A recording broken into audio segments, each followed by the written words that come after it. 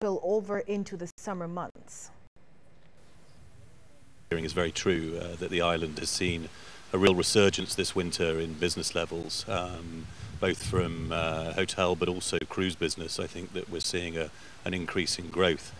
Here at Cobblers Cove, we have followed that pattern too. We've experienced much higher occupancy levels over the Christmas and New Year period through into January and February.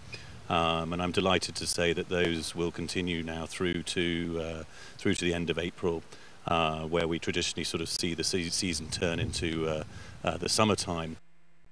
Mr. Oakley made the comments as the St. Peter-based hotel announced the arrival of award-winning South African chef Garth Strobel to cook for the hotel's Camelot restaurant as part of a week of activities.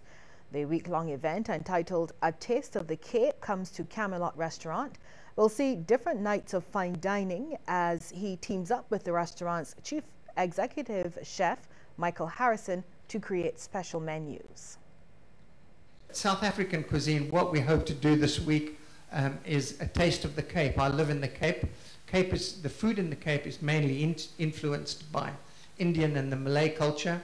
So there's a lot of curry powders and a lot of kind of curries and the sweet and sour kind of aspect of it. And then we have another menu called On Safari, which is a lot more gamey. We're going to use some of the old preserve type dishes, which is primarily used with game. And then the South African Showcase, where we do a food and wine pairing, and that's on Saturday night. Barbadians are being encouraged to capitalize on opportunities to export locally produced goods and services. It comes from Commerce Minister Donville Innes, who was speaking at the launch of the Caribbean Exporter of the Year Awards, which will be held in Jamaica next month. Minister Innes said there are new areas to tap into, including alternative and renewable energy.